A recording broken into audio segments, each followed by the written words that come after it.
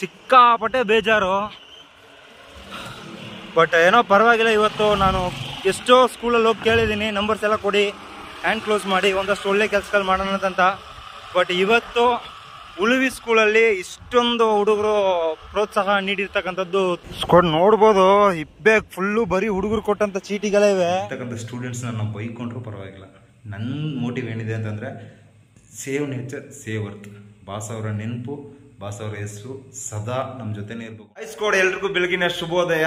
Actually ಸಿರ್ಲುಕೊಪ್ಪದಿಂದ Soraba ಬರ್ಬೇಕಾದ್ರೆ ಸಿಕ್ಕಾಪಟ್ಟೆ ಮಳೆ ಇತ್ತು. ಅವತ್ತಿನ ದಿನ ನಾನು ಟ್ರಾವೆಲೇ ಮಾಡ್ಲಿಕ್ಕಾಗಿಲ್ಲ ಕರೆಕ್ಟಾಗಿ. ಮತ್ತೆ ಸೊರಬ ಬಂದು ರೀಚ್ ಆಗಿ ಸಂಡೇ ಏನಾದರೂ ಟ್ರಾವೆಲ್ ಮಾಡೋಣ ಅನ್ಕೊಂಡೆ. ಒಂದ್ ಕಡೆ ಸ್ಕೂಲ್ಸು ಕಾಲೇಜು ರಜಾ ಇದ್ರೆ, ಇನ್ನೊಂದ್ ಕಡೆ ಮಳೆ ಬರ್ತಿತ್ತು. ಸೊ ಹಾಗಾಗಿ ರೆಸ್ಟ್ ಮಾಡಿ ಹೋಗೋಣ ಅಂತ ನನಗೂ ಸ್ವಲ್ಪ ರೆಸ್ಟ್ ಬೇಕಾಗಿರುತ್ತೆ ಅಲ್ವಾ. ಸೊ IBL ಬಂದು 2 days ರೆಂಟ್ ಕೊಟ್ಟು ಸ್ಟೇ ಮಾಡಿದ್ದೆ. ಮತ್ತೆ ನೀವು ನೋಡ್ಬೋದು ಏನ್ ಥಿಂಗ್ಸ್ ಎಲ್ಲ ತಗೊಂಡ್ಬಂದಿದ್ದೀನೋ ಹಂಗೆ ಬಿಚ್ಚಿ ಎಸ್ಬಿಟ್ಟು ಫ್ರೀಡಮ್ ಆಗಿ 1.5 ದಿನ ನಿದ್ದೆ ಮಾಡಿದ್ದೀನಿ ನಾನು. ತುಂಬಾನೇ ಟಯರ್ಡ್ ಆಗಿತ್ತಲ್ಲ, ಎಲ್ಲ ರಿಫ್ರೆಶ್ ಆಗೋ ಥರ ಆಗಿದೆ. ಇನ್ವೆಸ್ಟ್ಕೊಡಿ ಇವಾಗ ಥಿಂಗ್ಸ್ ಎಲ್ಲ ಪ್ಯಾಕ್ ಮಾಡ್ಕೊಂಡು ಮತ್ತೆ ಮುಂದೆ ಹೊರಡೋಣ. ಸೊರಬದಿಂದ ಹೊರಟಿದ್ದೀನಿ. ಆ್ಯಕ್ಚುಲಿ ಇವಾಗ ಪದವಿ ಪೂರ್ವ ಕಾಲೇಜ್ಗೆ ಹೋಗಿದ್ದು, ಅಲ್ಲಿ ಅವೇರ್ನೆಸ್ ಎಲ್ಲ ಕೊಟ್ಟು ಮತ್ತೆ ಇವಾಗ ಸಾಗರ ಕಡೆ ಹೋಗ್ತಾ ಇದ್ದೀನಿ. ಇನ್ನೊಂದು ಕ್ವಾಟ್ಲೆ ಜಾಕಿದು ಪಂಚರ್ ಅಂತ ಅಂದ್ಕೊಂಡಿದ್ವು ಅಲ್ವಾ. ಆ್ಯಕ್ಚುಲಿ ಪಂಚರ್ ಅಲ್ಲ, ಅದು ನಕ್ ಹೋಗ್ಬಿಟ್ಟಿದೆ, ವಾಲ್ ಟ್ಯೂಬ್ ಹೋಗ್ಬಿಟ್ಟಿದೆ. ಸೊ ಮತ್ತೆ ಅದನ್ನು ರೆಡಿ ಮಾಡಬೇಕು ಅಂತಂದರೆ ಬೇರೆ ಟ್ಯೂಬ್ನೇ ಬದಲಾಯಿಸ್ಬೇಕು. ಸದ್ಯಕ್ಕೆ ನನಗೆ ಟ್ಯೂಬು ಸಿಗ್ತಾ ಇಲ್ಲ. ಸೊ ಸ್ವಲ್ಪ ಕ್ವಾಟ್ಲೆ ಇದೆ ಇನ್ಮೇಲೆ ಅಂದ್ಕೊಳ್ತೀನಿ.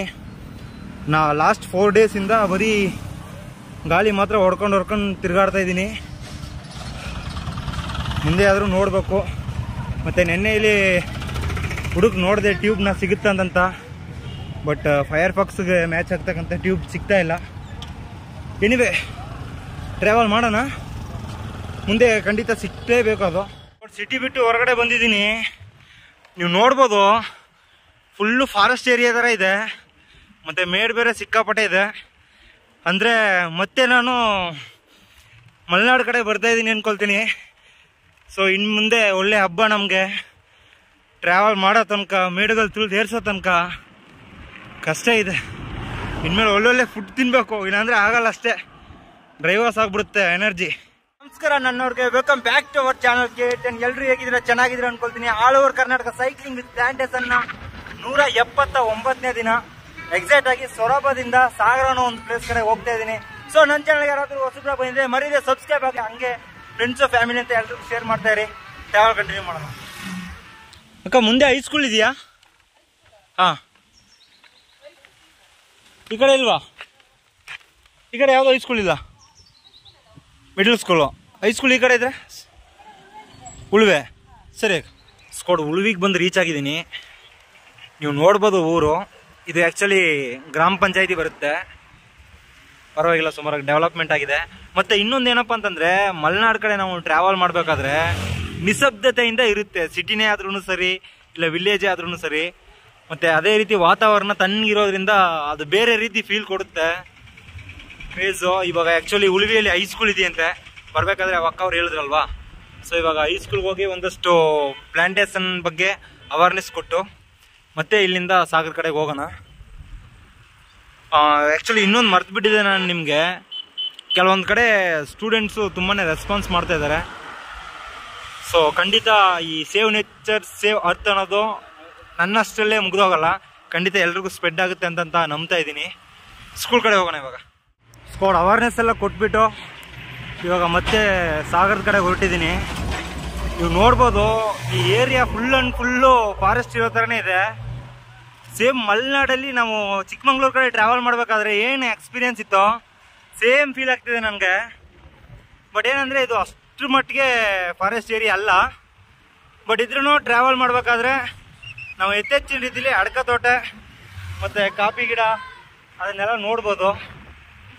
ಇನ್ನೂ ಸಹ ಇಲ್ಲಿ ಸ್ಕೂಲ್ ಬಿಟ್ಟರೆ ಒಂದು 5ರಿಂದ 6 ಕಿಲೋಮೀಟರ್ ನಡ್ಕೊಂಡು ಹೋಗ್ತಕ್ಕಂಥ ಸ್ಟೂಡೆಂಟ್ಸು, ಹಾಗೆ ಸೈಕಲ್ ಯೂಸ್ ಮಾಡ್ತಕ್ಕಂಥ ಸ್ಟೂಡೆಂಟ್ಸ್ನ ನಾವು ಹೆಚ್ಚಿನ ರೀತಿಲಿ ನೋಡ್ಬೋದು.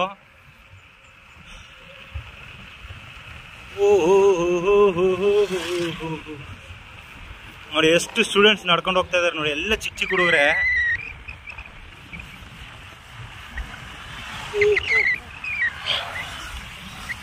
ಬಟ್ ಈ ಕಡೆ ಜೀವನ ಮಾಡೋರ್ಗೆ ಒಳ್ಳೆ ವೆದರ್.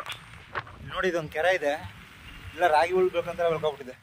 ಸ್ಕೋಡ್ ಮತ್ತೆ ಇನ್ನೊಂದು ವಿಷಯ ಮರ್ತ್ಬಿಟ್ಟೆ. ಆಕ್ಚುಲಿ ಸೋಷಿಯಲ್ ಸರ್ವಿಸ್ ಮಾಡಬೇಕು, ಪ್ಲಾಂಟೇಶನ್ ಮಾಡಬೇಕು ಅಂತ ಎಷ್ಟೋ ಸ್ಟೂಡೆಂಟ್ಸ್ಗೆ, ಎಷ್ಟೋ ಪೀಪಲ್ಸ್ಗೆ ಇಂಟ್ರೆಸ್ಟ್ ಇರುತ್ತೆ. ಬಟ್ ಇದನ್ನೆಲ್ಲ ಮಾಡಕ್ ಹೋದಾಗ ನಮ್ಮನ್ನು ನೋಡಿ ಯಾರಾದರೂ ನಗ್ತಾರೋ ಇಲ್ಲ ಟೀಕೆ ಮಾಡ್ತಾರೋ ಅನ್ನೋ ಒಂದು ವಿಷಯ ಎಲ್ಲರಲ್ಲೂ ಇರುತ್ತೆ. ಸೊ ಅವಾಗ ನಾನೇನು ಮಾಡಿದೆ ಅಂತಂದರೆ, ಪ್ರತಿಯೊಂದು ಸ್ಕೂಲು ಕಾಲೇಜ್ ಹೋಗ್ಬೇಕಾದ್ರೆ ನಿಮ್ಗೇನಾದರೂ ಸೋಷಿಯಲ್ ಸರ್ವಿಸಲ್ಲಿ ಇಲ್ಲ ಪ್ಲಾಂಟೇಶನಲ್ಲಿ ಇಂಟ್ರೆಸ್ಟ್ ಇದ್ದರೆ ನಿಮ್ಮ ನಂಬರ್ ಬರೆದು ನೇಮ್ ಬರೆದು ಚೀಟಿಗಳು ಕೊಡಿ ಅಂತ ಎಲ್ಲ ಕಾಲೇಜು ಸ್ಕೂಲಲ್ಲೂ ಹೇಳ್ಕೊಂಡು ಬರ್ತಿದ್ದೆ. ಬಟ್ ಇವತ್ತು ಉಳವಿಯಲ್ಲಿ ಒಂದು ಗೌರ್ಮೆಂಟ್ ಸ್ಕೂಲ್ಗೆ ಹೋಗಿದ್ದೆ. ಅಲ್ಲಿ ಈ ವಿಷಯನ ನಾನು ಕ್ಲಿಯರ್ ಕಟ್ಟಾಗಿ ಅವೇರ್ನೆಸ್ ಎಲ್ಲ ಕೊಟ್ಟು ಮುಗಿಸ್ಮೇಲೆ ಹೇಳಿದೆ. ಎಷ್ಟು ಜನ ಚೀಟಿಲಿ ಬರೆದು ಕೊಟ್ಟವ್ರೆ ಅಂತಂದರೆ ನಿಜವಾಗ್ಲೂ ನನಗೆ ಒಂಥರ ಆಶ್ಚರ್ಯ ಆಗ್ಬಿಡ್ತು. ತೋರಿಸ್ತೀನಿ ನೋಡಿ. ಸ್ಕೋಡ್ ನೋಡ್ಬೋದು, ಇಬ್ಬೆ ಫುಲ್ಲು ಬರೀ ಹುಡುಗರು ಕೊಟ್ಟಂಥ ಚೀಟಿಗಳೇ ಇವೆ. ಮತ್ತು ಇನ್ನೊಂದು ಏನಪ್ಪ ಅಂತಂದರೆ, ಸೊರಬದಿಂದ ಸಾಗರದ ಕಡೆಗೆ ಬರಬೇಕಾದ್ರೆ ಫುಲ್ಲು ಫಾರೆಸ್ಟ್ ಇರೋದ್ರಿಂದ ಸಿಕ್ಕಾಪಟ್ಟೆ ಬೇಜಾರಾಗ್ತಿದೆ. ಬೇರೆ ಬೇರೆ ಊರಲ್ಲಿ ಟ್ರಾವೆಲ್ ಮಾಡ್ಬೇಕಾದ್ರೆ ಮಧ್ಯೆ ಯಾರಾದರೂ ಒಬ್ರಿಬ್ರಾದರೂ ನಿಲ್ಲಿಸಿ ಮಾತಾಡ್ತಿದ್ರು. ಬಟ್ ಇವತ್ತು ಅದು ಕೂಡ ಇಲ್ಲ. ಜಸ್ಟ್ ನಾನೇನು ಸ್ಕೂಲ್ ಕಡೆ ಹೋಗಿದ್ನಲ್ಲ, ಸ್ಕೂಲ್ ಕಡೆ ಮಾತ್ರ ಸ್ವಲ್ಪ ಏನೋ ಹುಡುಗರಿದ್ದರಿಂದ ಸ್ವಲ್ಪ ಟೀಚ್ ಮಾಡೋದ್ರಿಂದ ಸ್ವಲ್ಪ ಖುಷಿ ಅನ್ನಿಸ್ತು. ಅದು ಬಿಟ್ಟರೆ ದಾರಿ ಉದ್ದಕ್ಕೂ ಬರಬೇಕಾದ್ರೆ ಸೋಲೋ ರೈಡೆ ಸಿಕ್ಕಾಪಟ್ಟೆ ಬೇಜಾರು. ಬಟ್ ಏನೋ ಪರವಾಗಿಲ್ಲ. ಇವತ್ತು ನಾನು ಎಷ್ಟೋ ಸ್ಕೂಲಲ್ಲಿ ಹೋಗಿ ಕೇಳಿದ್ದೀನಿ, ನಂಬರ್ಸ್ ಎಲ್ಲ ಕೊಡಿ, ಹ್ಯಾಂಡ್ ಕ್ಲೋಸ್ ಮಾಡಿ ಒಂದಷ್ಟು ಒಳ್ಳೆ ಕೆಲಸಗಳು ಮಾಡೋಣ ಅಂತ. ಬಟ್ ಇವತ್ತು ಉಳುವಿ ಸ್ಕೂಲಲ್ಲಿ ಇಷ್ಟೊಂದು ಹುಡುಗರು ಪ್ರೋತ್ಸಾಹ ನೀಡಿರ್ತಕ್ಕಂಥದ್ದು ತುಂಬಾ ಮೆಚ್ಚಬೇಕಾದ ವಿಷಯ. ಸೊ ಇವತ್ತು ಸಂಜೆ ಎಲ್ಲಾದರೂ ಒಂದು ಕಡೆ ಕುಂತು ವಾಟ್ಸಪ್ ಗ್ರೂಪು ಇಲ್ಲ ಯಾವುದೋ ಒಂದು ಮೂಲಕ ಅವ್ರಿಗೆ ಡೈಲಿ ನೇಚರ್ ಬಗ್ಗೆ ಒಂದಷ್ಟು ಅವೇರ್ನೆಸ್ ವಿಷಯಗಳನ್ನ ತಿಳಿಸ್ತಕ್ಕಂಥ ಒಂದು ಸಣ್ಣ ಪ್ರಯತ್ನ ಮಾಡಬೇಕು. ಸ್ಕೋಡ್ ಸಾಗರ ಬಂದು ರೀಚ್ ಆಗಿದ್ದೀನಿ. ಬಟ್ ಇನ್ನೂ ಸಿಟಿ ಒಳಗಡೆ ಎಂಟ್ರಿ ಆಗಿಲ್ಲ. ಜಸ್ಟ್ ಇವಾಗ ಔಟರಲ್ಲಿದ್ದೀನಿ, ಒಂದೂವರೆ ಕಿಲೋಮೀಟರ್ ಔಟರಲ್ಲಿದ್ದೀನಿ. ರೈಲ್ವೆ ಟ್ರ್ಯಾಕ್ ಬರುತ್ತೆ ಇಲ್ಲಿ ಅನ್ಕೊಳ್ತೀನಿ. ಹೌದು. ಸೊ ರೈಲ್ವೆ ಟ್ರ್ಯಾಕ್ ರೀಚ್ ಮಾಡಿ ನಾವು ಒಳಗಡೆ ಎಂಟ್ರಿ ಕೊಟ್ಟರೆ ಸಿಟಿ. ಕೆಲವೊಬ್ಬರು ಕಾರ್ ಡ್ರೈವಿಂಗ್ ಮಾಡೋದು ನೋಡಿದ್ರೆ ಸಿಕ್ಕಾಪಟ್ಟೆ ನಗ ಬರುತ್ತೆ. ಸ್ಲೋ ಅಂದರೆ ಡೆಡ್ಲಿ ಸ್ಲೋ. ಬಟ್ ಈ ಥರ ಪ್ಲೇಸಲ್ಲಿ ಸ್ಲೋ ಆಗಿ ಹೋಗೋದು ಓಕೆ. ನಾನು ಹೇಳ್ತಾ ಇರೋದು ಸಿಟಿ ಒಳಗಡೆ ಕೆಲವೊಬ್ರು ತುಂಬಾ ಸ್ಲೋ ಆಗಿ ಹೋಗ್ತಾರೆ, ಅದನ್ನ ಹೇಳ್ತಾ ಇದ್ದೀನಿ. ಹಿಂಗೆ ಆಗೋದು.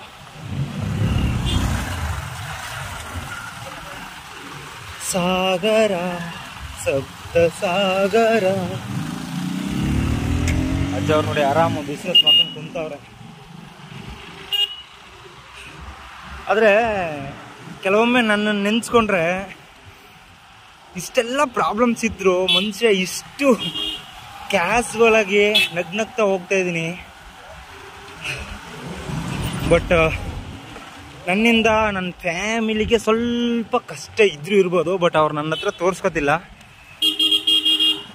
ಬಟ್ ಏನು ಮಾಡೋದು, ಕೆಲವೊಂದನ್ನು ಮಾಡ್ಲಿಕ್ಕೆ ಉಂಟಾಗ ಈ ಥರ ವಿಷಯಗಳು, ಈ ಥರ ಇನ್ಸಿಡೆಂಟ್ಗಳು ಸಿಕ್ಕಾಪಟ್ಟೆ ಆಗ್ತವೆ. ಇದನ್ನೆಲ್ಲ ನಿಭಾಯಿಸ್ಕೊಂಡು ನಾವು ಹೋಗ್ಬೇಕು. ಬನ್ನಿ ಗುರುಗಳೇ, ಬೇಗ ಹೋಗಿ. ಅಡಿಕೆ ತೋಟದವ್ರವರು ಡೆಫಿನೆಟ್ಲಿ. ಓಂ ಸ್ವಾಮಿಯೇ ಶರಣಮಯ್ಯಪ್ಪ. ಆ್ಯಕ್ಚುಲಿ ಲಾಸ್ಟ್ ಟೈಮಲ್ಲಿ ಅಯ್ಯಪ್ಪ ಪೂಜೆಯಲ್ಲಿ ನಾವು ಭಾಗಿಯಾಗಿದ್ವಲ್ಲ, ಸೊ ಅದೇ ವೈಬಿದೆ ಇನ್ನು. ಮತ್ತು ನೈಟ್ ಟೈಮಲ್ಲಿ ನಾವು ಟೆಂಪಲ್ಗೆ ಹೋಗ್ಬೇಕಾದ್ರೆ ಸಾಂಗ್ಸ್ ಎಲ್ಲ ಆಡ್ಕೊಂಡು ಹೋಗಿದ್ದು. ಸೊ ಅದೊಂಥರ ಕ್ರೇಜ್. ಅದು ಕ್ರೇಜ್ ಅನ್ನೋದಕ್ಕಿಂತ ಚೆನ್ನಾಗಿರುತ್ತೆ ಆ ಮೂಮೆಂಟ್ಗಳು. ಸ್ಕೋಟ್ ಸಿಟಿ ಒಳಗಡೆ ಒಂದು ಎಂಟ್ರಿ ಕೊಟ್ಟು ಮತ್ತೆ ಉಳ್ಕೊಳ್ಳೋಕೆ ವ್ಯವಸ್ಥೆ ಮಾಡ್ಕೊಳ್ಳೋಕ್ಕೆ ಬೇರೆ ಕಡೆ ಹೋಗ್ತಾ ಇದ್ದೀನಿ. ಅಲ್ಲ ಅಡ್ಬಡ್ಲಾಗ ಹಾಕೊಂಡು ಬಸ್ಸನ್ನು ಚೆನ್ನಾಗಿದೆ ಅದು ನೋಡಲಿಕ್ಕೆ. ಬಸ್ಗೂ ಮತ್ತು ಕ್ಲೌಡ್ಸ್ ಕಲರ್ ಸ್ವಲ್ಪ ಸಿಂಕ್ ಆಗೋದ್ರಿಂದ ಚೆನ್ನಾಗಿದೆ.